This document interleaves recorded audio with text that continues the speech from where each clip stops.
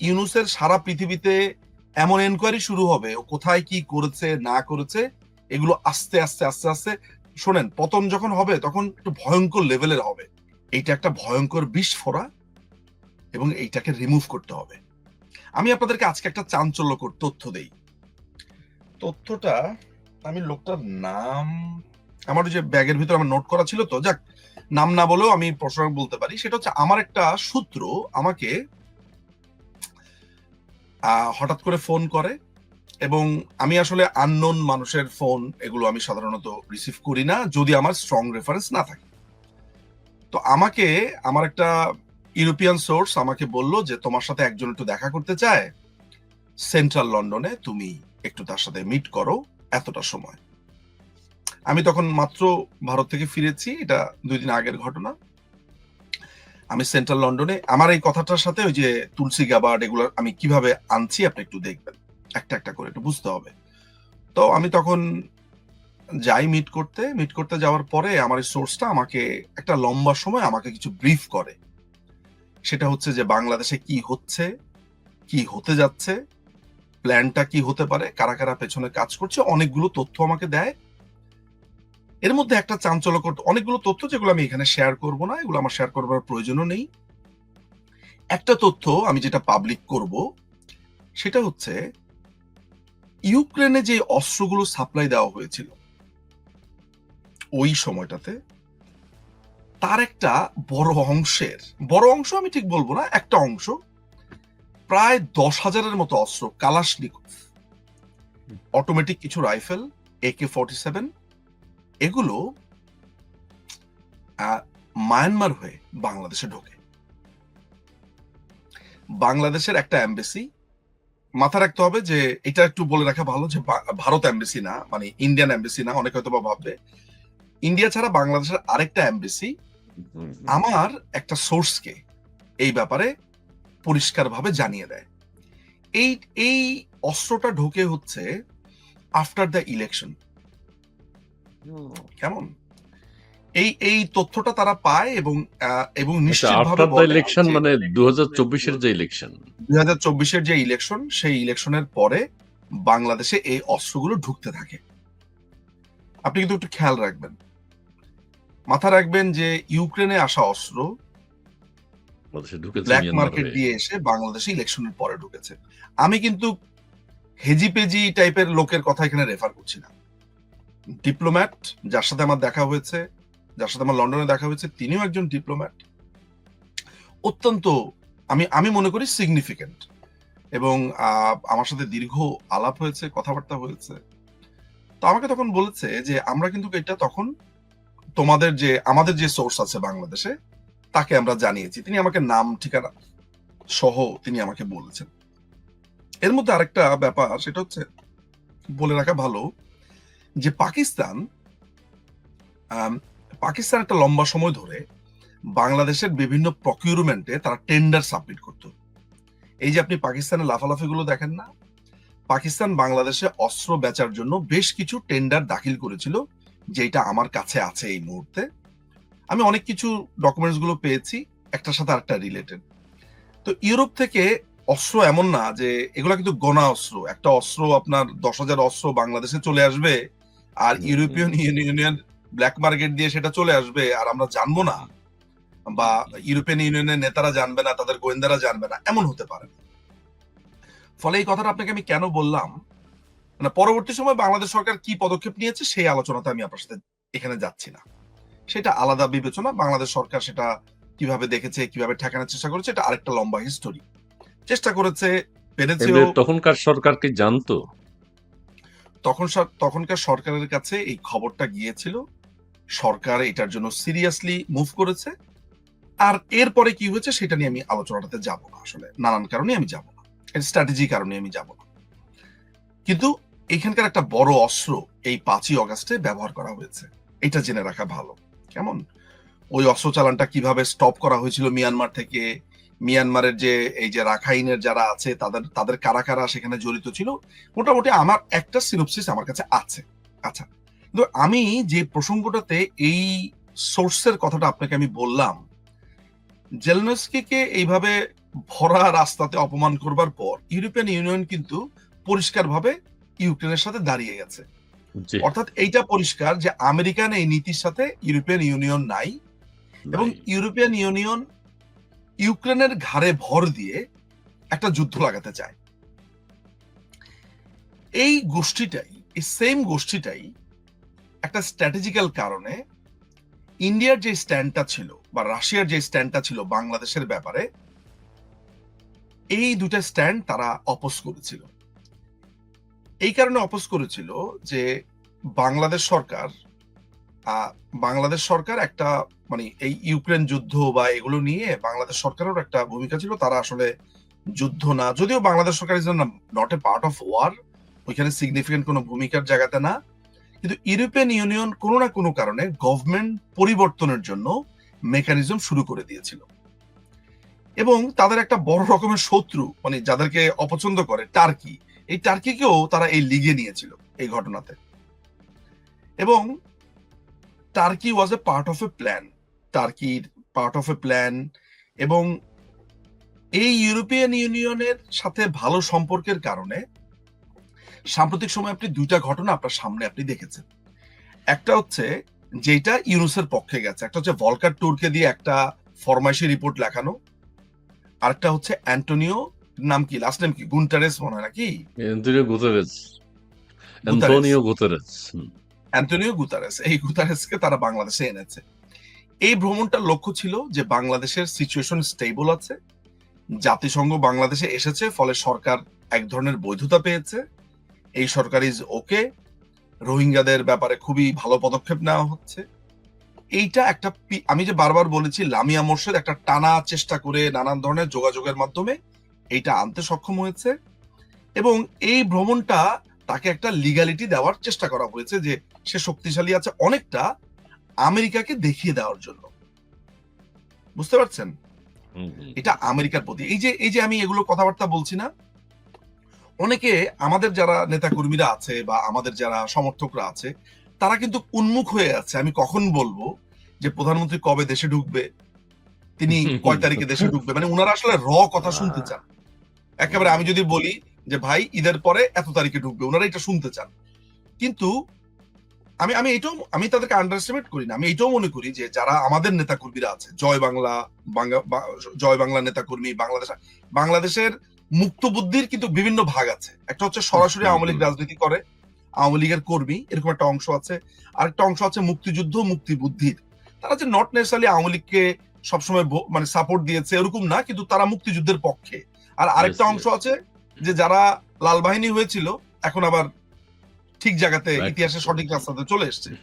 তো সবাই এটা আমার কাছে চায়, কিন্তু তাদের একটা বোঝার ব্যাপার আছে। আমি একটু হিন্টস দেই, তাহলে অনেকে বুঝবে।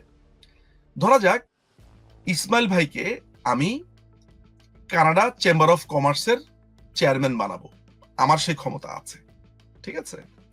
এখন আমি চাইলে যেটা করতে পারি সেটা হচ্ছে এমন, এই চেম্বার অফ কমার্সের অমুক ওইটা, এই ওরে ইলেকশনে ওরে এতগুলা ভোট, মানে আমি কিন্তু এই পদ্ধতিতে এই কাজটা করতে পারি। কিন্তু আমি যেহেতু একজন পরিচিত মানুষ, আমার সমাজে একটা অবস্থান আছে, এটা একটা রেকর্ডে থেকে যাবে, ফলে আমি যেটা করেছি, আমি খন্দকার ইসমাইল ভাইয়ের আশেপাশের অনেকগুলো এলাকা রেকি করে আমি একটা করে ওই জায়গাগুলো এমন ভাবে করেছি যেন অ্যাপারেন্টলি পুরো ব্যাপারটা যে উনি ওই জায়গাতেই বসবেন, কিন্তু সবকিছু ঠিক থাকে।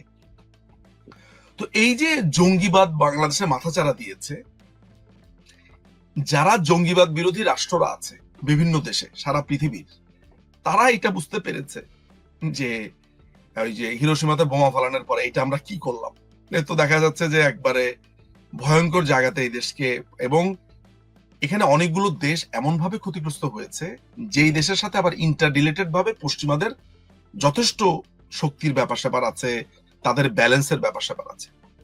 ফলে আমি কি তাহলে এটা বোঝানোর চেষ্টা করলাম যে মাননীয় প্রধানমন্ত্রীকে এইভাবে দেশে আনা বা এইভাবে আবার বাংলাদেশ আওয়ামী লীগ, না, ব্যাপারটা হচ্ছে খুবই ন্যাচারাল ওয়েতেই হবে, কিন্তু সাধারণ মানুষ যেভাবে ভাবে কাজটা ওইভাবে হয় না। আসলে পরিষ্কার ভাবে আমেরিকার তুলসী গ্যাবার্ড যা বলার বলে দিয়েছে। আপনি বাংলাদেশের ইতিহাসে যেই রাষ্ট্রটিকে তলাবিহীন ঝুড়ি বলেছিল কিসিঞ্জার, আজকে তাদের প্রধান একজন নিরাপত্তার প্রধান, গোয়েন্দা প্রধান, তিনি আজকে এসে ইন্টারভিউর ভিতরে একটা বড় অংশ বাংলাদেশকে নিয়ে বলছেন, এবং তিনি যা বলেছেন এটা হচ্ছে এমন যে বাংলাদেশ জঙ্গিবাদের দিকে প্রবলভাবে ধাবিত হয়েছে। আর কিছু যারা বুদ্ধিমান তারা বুঝে ফেলবে আমেরিকার অবস্থানটা কি। এখনো পর্যন্ত ইউরোপিয়ান ইউনিয়ন অর্থাৎ আমেরিকার ট্রাম্পের সাথে, প্রেসিডেন্ট ট্রাম্পের সাথে ইউরোপিয়ান ইউনিয়নের একটা বড় ধরনের ক্ল্যাশ আপনি দেখতে পাচ্ছেন। অর্থাৎ ইউরোপিয়ান ইউনিয়ন এই ঘাটতারামি আচরণটা করবে, এবং ইউনুসেরও একটা বড় হয়তোবা মানে সে শক্তি এখান থেকে নেওয়ার চেষ্টা করবে। কিন্তু ইভেন্চুয়ালি সোভিয়েত, তারপরে ইন্দো অ্যান্ড মার্কিন, এই তিনটা শক্তি কিন্তু এখন খুবই একসাথে একই বলয়ে আছে। অর্থাৎ তারা নীতিগতভাবে একটা জিনিস নিশ্চিত হয়েছে যে এই যে বাংলাদেশের জঙ্গি সরকারটা আছে এইটা একটা ভয়ঙ্কর বিস্ফোরা, এবং এইটাকে রিমুভ করতে হবে। এইটা রিমুভ করার মানে কি এইটা যে বাংলাদেশ আওয়ামী লীগকে এসে এখানে বলবে যে বাংলাদেশ আওয়ামী লীগ এখানে থাকবে? No, it's not like that. তারা বাংলাদেশে একটা গণতান্ত্রিক প্রক্রিয়াতে যেতে চাচ্ছে। গণতান্ত্রিক প্রক্রিয়া মানে যেই গত 7-8 মাসে যে প্রক্রিয়াটা একটা ফেসিস্ট, একটা সেনাবাহিনী ব্যাকড, একটা ভয়ঙ্কর জঙ্গি দলের উত্থান হয়েছে, যারা ইলেকশন চায় না, যারা সমস্ত কিছু দাবিয়ে রাখতে চায়, এদের ব্যাপারে এই তিনটা পরাশক্তি নিশ্চিত, এবং জাল কিন্তু ক্রমাগতভাবে বোনা হচ্ছে। এই জন্য যখন সবাই অনেক অস্থির হয়ে যায় এবং আমাকে প্রশ্ন করে যে ভাই কোনো ভালো খবর আছে কিনা, কি হবে না হবে, আমি জিনিসটা বোঝার চেষ্টা করি যে স্মুথলি অনেকগুলো কাজ অনেক রাষ্ট্র চিন্তা ভাবনা করছে। বাংলাদেশ এন্ড অফ দ্য ডেতে কাগজে কলমে সার্বভৌম রাষ্ট্রই, তার জনগণ সিদ্ধান্ত নেবে, এবং জনগণ যাতে সিদ্ধান্ত নিতে পারে এবং এইভাবে কয়েকটা গুন্ডা মাস্তান পরিবেষ্টিত হয়ে বাংলাদেশ যাতে না চলতে পারে, অনেকগুলো রাষ্ট্র এটা নিয়ে কাজ করছে। ফলে আমরা প্রশ্নে ফেরত যাই, তুলসী গাবার্ড যা বলেছে এইটার ভেতরে আপনি লিটারালি দেখার থেকেও আপনি ইঙ্গিতগুলো লক্ষ্য করবেন। অর্থাৎ বাংলাদেশ কি এটা উনি বলে দিয়েছেন অলরেডি, এবং বাংলাদেশের ব্যাপারে যারা যারা চিন্তা করছে তাদেরকেও আপনি দেখতে পেয়েছেন 16ই মার্চ 17ই মার্চের যে বৈঠকগুলো হয়েছে সেখানে। বাংলাদেশের তরফ থেকে যেই প্রতিবাদটা গেছে এই দখলদার বাহিনী থেকে, সেটা শেয়ার দিয়েছে কে? France embassy. আচ্ছা, ফ্রান্স এমবেসি বাংলাদেশ সরকারের একটা রিজয়েন্ডার শেয়ার দিবে এই কেরানি শফিকের বা ইউনুসের, এটা আমার কাছে অবিশ্বাস্য। এটা আনপ্রেসিডেন্টেড একটা ঘটনা। অন্তত পক্ষে আমার এই বয়সে এসে বাংলাদেশ কেন্দ্রিক ডিপ্লোমেসি আমি এখন পর্যন্ত যা দেখেছি, এইটা আমার কাছে খুবই আনপ্রেসিডেন্টেড। যেইটা আমি লক্ষ্য করতাম পিটার হাস থাকাকালীন সময় তারা এটা করতো। আপনি মানে অপরাধী তার পায়ের চিহ্ন ফেলে যায়, এই ঘটনাটা না ঘটালে কিন্তু আপনি অনেক কিছু যোগ বিয়োগ করতে আপনার একটু কঠিন হতো। ফলে আমি আমার কথার সামারিটা হচ্ছে এমন যে মার্কিনীরা এই সরকার থাকবে না, এই ইউনুস গভর্নমেন্ট থাকবে না, একে উপড়ে ফেলা হবে। এবং ইউনুসের সারা পৃথিবীতে এমন এনকোয়ারি শুরু হবে, ও কোথায় কি করেছে না করেছে এগুলো আস্তে আস্তে আস্তে আস্তে, শোনেন, পতন যখন হবে তখন একটু ভয়ঙ্কর লেভেলের হবে। কারণ তারা যা করেছে 5ই আগস্ট পর থেকে এখন পর্যন্ত সেটা ভয়ঙ্কর। আপনি জানেন যে যে ডিপ্লোম্যাটটার সাথে আমি যে সেন্ট্রাল লন্ডনের মিটিংটার কথা বলেছি, উনার কিন্তু বাংলাদেশের, ধরেন বাংলাদেশে কি হলো না হলো সেটা তাদের অন্য জায়গাতে কনসার্নের ব্যাপার, মৌলবাদের দিক থেকে ইন্টারেস্টের জায়গা, কিন্তু বঙ্গবন্ধুর বাড়ি অ্যাটাক করা, মুক্তিযুদ্ধকে অ্যাটাক করা, এগুলো ওনার আসার কথা ছিল না। কিন্তু আমি তাকে দেখলাম যে that man was so sorry. এগুলো দেখে সে বলেছে যে এই বাড়িতে আমি নিজে গেছি, এই বাড়িতে আমার সিগনেচারও আছে ওই খাতার মধ্যে, এবং এটা একটা ভয়ঙ্কর ব্যাপার যে তোমাদের দেশে বলে যে পলিটিক্যাল ক্ল্যাশ হতে পারে, পলিটিক্যাল ক্ল্যাশ হবে, কিন্তু তোমাদের দেশে একটা অদ্ভুত ব্যাপার হচ্ছে মানে একটা অংশ এই ইতিহাসকেও রেসপেক্ট করে না, তারা কাউকে রেসপেক্ট করে না, অর্থাৎ তাদের অনুসরণীয় কোনো ব্যক্তিত্ব নাই। এই জন্য তারা আইডেন্টিটি লেস, আইডেন্টিটি ক্রাইসিসে ভোগে। আমি একটা লম্বা আলোচনা করেছি, আমার ধারণা যারা বোঝার তারা বুঝবে। এক ভদ্রলোক আপনার লিখেছেন জর্জ সরোজ সবকিছু করছে, হুম, হুম, হুম, হি ইজ রাইট। যে ভদ্রলোক লিখছেন তাহাজুল ইসলাম, তিনি হুম, সঠিক হুম। কথা লিখেছে। জর্জ সরোসের ছেলে এই যে অ্যালেক্স সরোস, এই লোকটি একটা হিউজ পরিমাণ ফান্ডিং এখানে করেছে। এখানে মাথায় রাখতে হবে একক ব্যক্তি এখানে জড়িত না।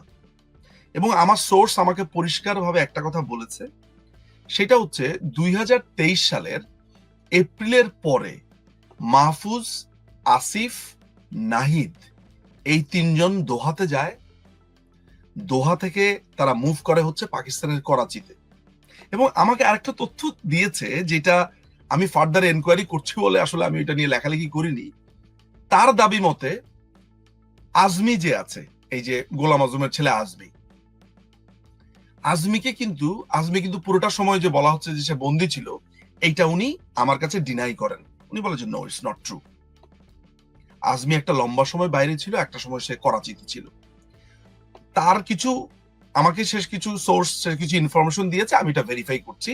ওইটা নিয়ে আমি কথাবার্তা এখন বলবো না। তো আমি এখন যতটুকু বলেছি ধরে নিতে হবে এটা একটা ইনফরমেশনই, আমি ফর্মালি কিছু বলিনি। কিন্তু তবে এখানে আমি একটা একটা জিনিস, কথা বলি শুধু, আজমি সম্পর্কে, ব্রিগেডিয়ার আজমি সম্পর্কে।